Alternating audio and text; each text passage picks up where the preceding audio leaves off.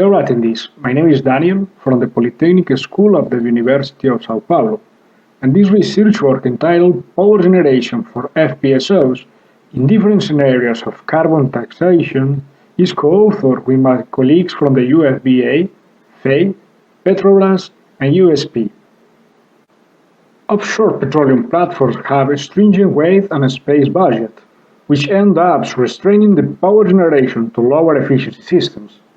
In order to tackle this problem, a power hub concept is proposed, although its design is not free from challenges related to the incremental cost of newly installed equipment for generation, transmission, as well as the hull of the ship in which the power plant settles. These shortcomings are accentuated if the installation of a carbon capture and storage facility is envisaged. Fortunately, some companies are promoting the implementation of decarbonization practices through the investment and use of internal carbon prices for planning and managing risk, not only anticipating more rigid environmental regulations, but also opening the doors to business opportunities in the transition to low-carbon matrices.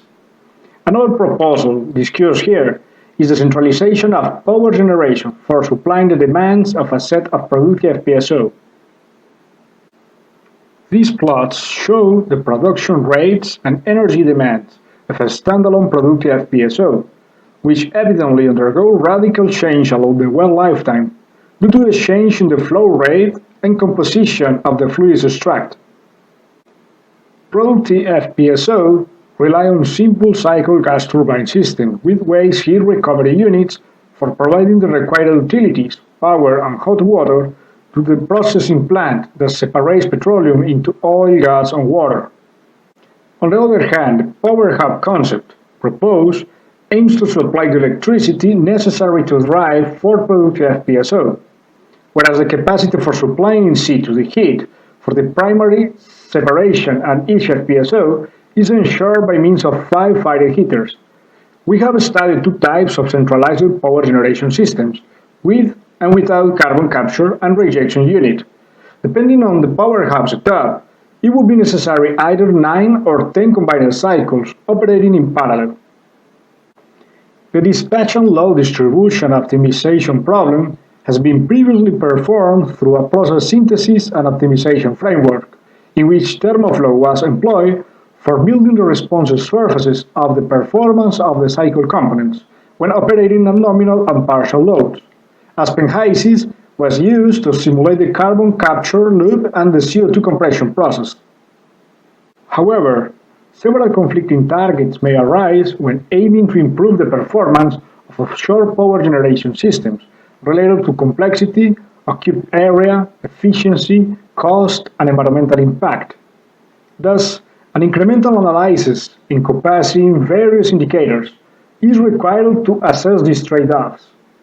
Among those indicators discussed are the average annual efficiency and the mean lifespan efficiency of utility systems, the net cumulative CO2 emissions after the carbon capture process, if it applies, the net present value, and the modified incremental internal rate of return.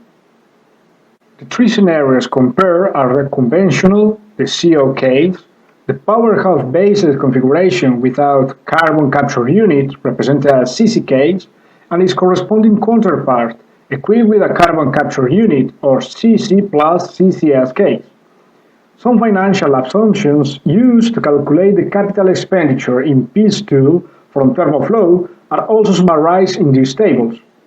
Clearly, the advanced utility system based on power hubs may increase the footprint and the weight of the solution compared to the conventional utility plants of each standalone FPSO. Notwithstanding, it comes at the expense of an increase of the amount of exported gas to shore, as well as an increase of the efficiency and its corresponding drop in atmospheric emissions. This is relevant for carbon taxation scenarios, as it will be discussed in the next slides. For instance, in this figure, the efficiencies of all the three configurations are compared, and evidently, except for the period of higher power and heating requirements, the power hub's efficiencies always outperform the conventional configuration by more than 2 to 9 percentage points over the entire lifetime of the project. As for the mean lifespan and net cumulative CO2 emissions, the power hub equipped with a CCS unit may achieve 3 to 4 times lower CO2 emissions compared to the conventional and the other power hub bases setup. It is worthy to notice that even the power hub without CCS unit exhibits a somehow lower environmental impact than the conventional setup due to the radical increase of the efficiency of that configuration. On the other hand, are those advanced solutions still economically attractive? To answer this question, let us analyze the effect of the introduction of future carbon taxations.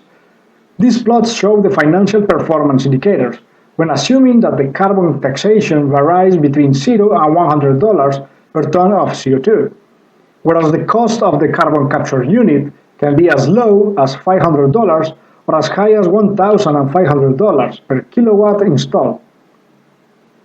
For the hypothesis adopted, only the power hub without carbon capture, equipped with combiner cycles and optimized to operate at the maximum efficiency, seems to result in a positive incremental net present value, which increases proportionally to the carbon taxation increment.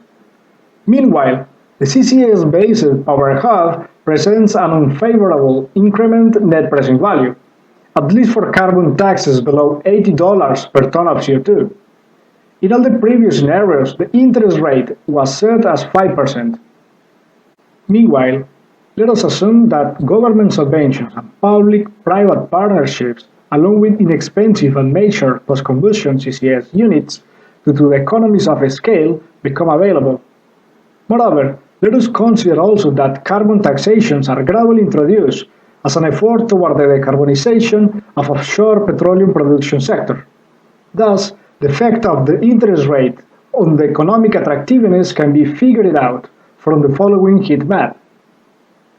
In this plot, it is evinced that for middle to stringent carbon taxations, the fiscal interceptions mark at the points at which the integration of the CCS system turns out to be beneficial in terms of positive incremental net present value. Meanwhile, very low carbon taxes, such as those displayed by the regional economies, are not advantageous at all, considering the negative incremental net present value. Very high CCS cost also will continue hampering the adoption of advanced emissions abatement technologies. Thus, despite the fact that the CCS technologies may help drastically reducing the environmental impact and even perform thermodynamically better than the conventional utility system, only power hubs with optimized combiner cycles without CCS technologies will expectedly be more efficient, less pollutant, and affordable in the near-term scenario of less widespread post-combustion CCS applications. Certainly, carbon taxation, subventions, and stimulation of the CCS industry are important factors that could favor the integration of those technologies in power hubs for the sake of more sustainable and environmentally friendly offshore power generation. Finally, we would like to acknowledge our funding institution, Petrobras. Also, the first and the last authors would like to thank Consciencias and CMPK, respectively. Thanks for your attention.